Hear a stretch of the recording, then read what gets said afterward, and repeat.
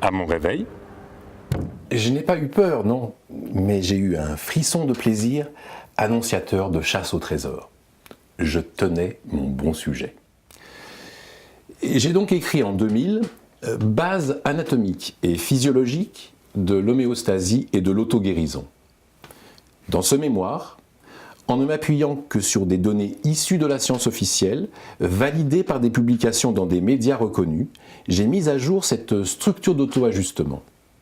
Elle est complexe et se retrouve, elle ou son équivalente, chez tous les êtres vivants. Chez les mammifères, du cachalot à la musaraigne, en passant par l'homme, même la femme et les enfants, le lapin, le rhinocéros, la chauve-souris et un paquet d'autres, elle se compose de plusieurs organes agissant en synergie, et comme ce n'est pas un secret, je vais mais très rapidement vous les évoquer. Premièrement, la rétine de l'œil et l'hypothalamus réceptionnent la lumière et synchronisent le cycle circadien, l'alternance jour-nuit qui est la référence interne de l'organisme, avec la photopériode qui représente la variation des durées relatives du jour et de la nuit au cours des saisons. Deuxièmement, la glande pinéale analyse cette information photopériodique et, la nuit, synthétise une hormone, la mélatonine, qui agit en fonction de cela partout dans l'organisme. Troisièmement, une zone particulière du tronc cérébral, le noyau du faisceau solitaire, intègre les informations venant de tout l'organisme et les transmet au cœur du cerveau. Quatrièmement, enfin, la neurohypophyse, par ces deux hormones antagonistes et complémentaires, la vasopressine et l'ocytocine, interagit avec ceux qui précèdent et règle la circulation dans tout l'organisme. J'ai dissocié ces 4-5 éléments pour vous en faire une présentation sommaire, mais claire. on ne l'est jamais assez avec la lumière. Car en fait, tout ceci est bien sûr entremêlé, en interaction permanente, et se laisse difficilement disséquer. Mais voilà donc toute l'affaire. À tout moment de la vie, et quoi qu'il arrive, il existe un système physiologique qui, en fonction des données extérieures, de l'ambiance environnante, se tient au courant du milieu intérieur en mouvement permanent et commande les adaptations nécessaires. Il fait ça la nuit. Ce complexe d'auto-ajustement, comme je le nomme aujourd'hui, est chargé de faire au mieux avec ce qu'on a. Et tant qu'on est vivant, une chose est sûre, c'est qu'il le fait. Ça calme, non ? Moi, ça m'a calmé direct. Puis j'ai pris le temps de réfléchir. Et très vite, je me suis posé la question qui pue. Comment se fait-il, alors que tous les éléments que j'ai décrits sont connus de la médecine, ou devraient l'être, car issus de sa recherche, que d'une part, elle n'enseigne jamais ceci, et que d'autre part, elle agisse en permanence comme si cela n'existait pas ?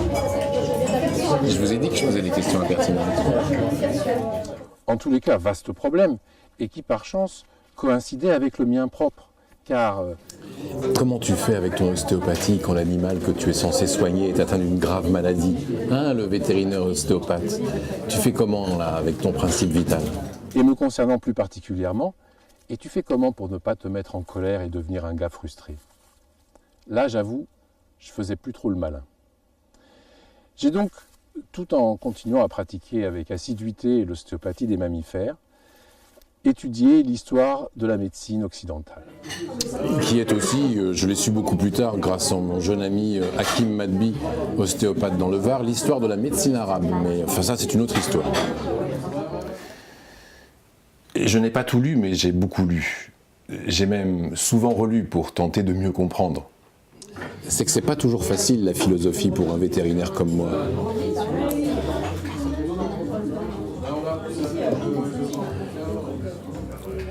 Ce que j'ai découvert en traquant comme un vétérinaire le principe vital tout au long de l'histoire de la médecine depuis Hippocrate est en fait assez simple, quoique un peu polémique, je l'avoue. Il m'a juste fallu prendre le rythme de la marche, ne pas sauter les étapes. Je vais vous en faire maintenant un résumé succinct. Et aussi subjectif que je peux.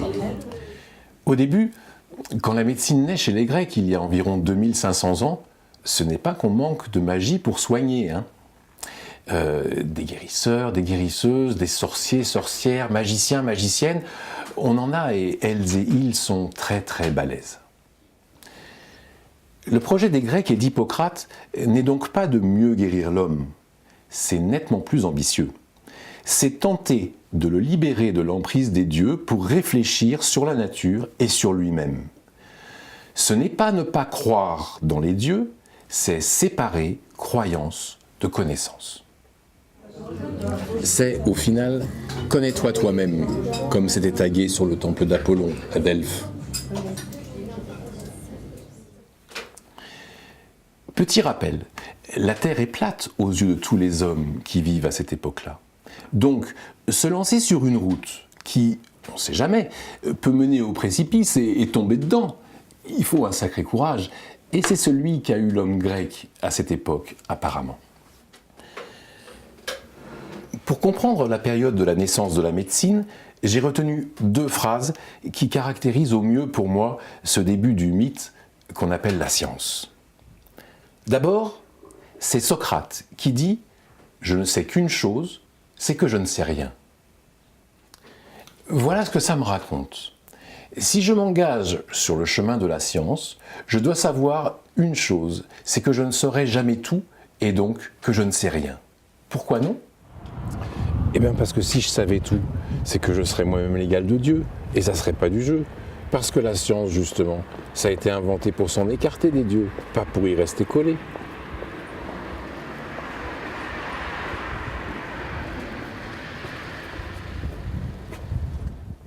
La seconde, c'est Hippocrate qui dit « Il n'y a que 2 choses, savoir et croire savoir. Savoir, c'est la science, croire savoir, c'est l'ignorance. » Il met la barre haute, Hippocrate, mais comme ça, au moins, médecin, tu sais à quoi tu t'engages. Ce souci de rigueur, c'est juste la condition d'existence du raisonnement scientifique en médecine. Si tu ne l'as pas, ce n'est pas que tu ne pourras pas guérir ou soigner ta prochaine ou ton prochain, c'est que tu ne le feras pas en tant que médecin. En échange, la médecine admet un inconnaissable incontournable. Et elle affirme d'emblée que ça ne l'empêchera pas de chercher à démêler les phénomènes de la vie. Au contraire, elle se servira de cet inconnaissable, de ce principe vital si on veut le nommer, pour garder courage et ténacité dans cette quête fort aventureuse. Hippocrate appelle le principe vital l'allié dans la place. Et quand il en parle, ça donne ça. Dans l'intérieur du corps existe un agent inconnu qui travaille pour le tout et pour les parties, qui est à la fois un et multiple. Il n'y a d'action médicale possible que si le corps se prête à cette action et collabore avec le médecin, qui ne croit pas pouvoir obtenir quelque chose ni par la force, ni par la ruse. Quand j'ai découvert cette perle, je me suis demandé pourquoi Hippocrate insistait tant sur la force et sur la ruse pour détourner le médecin de l'idée d'en user. Eh bien ça, c'est à coup sûr parce que les Grecs avaient 2 mots distincts quand ils parlaient d'intelligence. Il y avait logos. Avec logos, on est logique. On étudie l'étymologie, la physiologie et toutes les logies. Plus tard, à Rome, en latin, on aura ratio, qui ouvrira à la rationalité. On calcule, on classe, on série, en restant fidèle à une logique de nature mathématique qu'on peut exposer rationnellement. Voilà le programme de la science de Platon. Mais à côté de logos, il y avait métis, l'intelligence rusée. Et ce mot n'a pas fait de petit. Métis, vous savez, l'intelligence d'Ulysse, l'homme aux 1000 tours. Elle n'est pas très bien vue des Grecs, car c'est toujours plus ou moins user de magie ou de tours pour obtenir un résultat, sans se soucier des conséquences ou des dégâts qu'on dit alors collatéraux. C'est quand même un peu se retourner vers Dieu ou se prendre pour lui, non ? C'est pas ce qu'on appelle le délire prométhéen ? Non ? Ah bon, je croyais. En tout cas, c'est disqualifié de la médecine par Hippocrate, que ça soit bien clair. J'y reviendrai. Pendant la longue période qui suit, longue d'environ 2000 ans, la médecine va avancer, on peut même dire tâtonner, en conservant présente aux yeux de toutes et de tous cette notion de principe vital, sa signature quoi qu'il arrive. À partir d'Hippocrate, les théories se succèdent pour tenter de l'expliquer, ce sacré principe. Toutes manquent d'une base rationnelle. Il y aura là un mélange constant entre des données scientifiques et des croyances religieuses ou ésotériques. Au IIe siècle, un grand médecin est apparu à Pergame, dans l'Empire romain, en Turquie, Claude Galien. Sa théorie, sanctuarisée par l'Église, appuyée sur la philosophie d'Aristote, Le bien et le mal définis de façon bien tranchée, c'est trop pratique.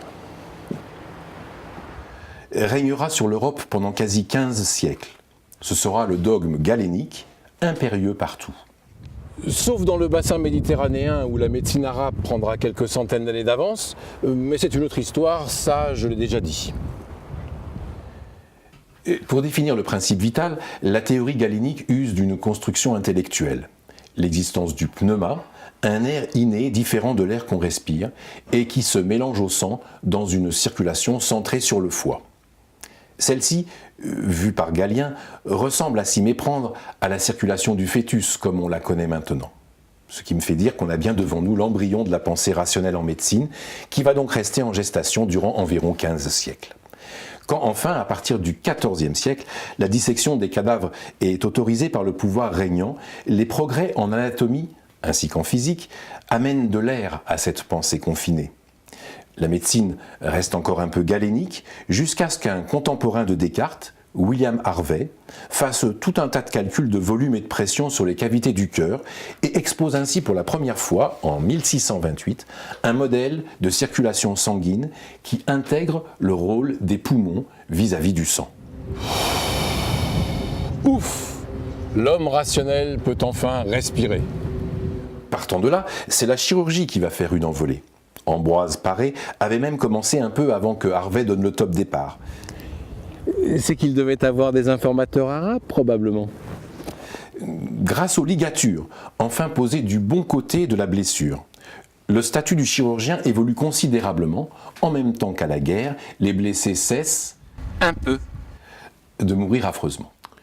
On peut noter que quelques années auparavant, on avait plus de chances de retrouver les chirurgiens avec les sorcières sur un bûcher que dans une académie, et s'étonner de notre époque actuelle où ils se hissent souvent au sommet de la hiérarchie médicale. Ça pose une bonne question à laquelle je ne manquerai pas de répondre. La chirurgie fait un bond, mais pas la médecine. Le XVIIe et le XVIIIe siècle se caractérisent par une grande abondance de théories et des résultats pour le moins modestes. C'est Molière qui nous l'a bien raconté.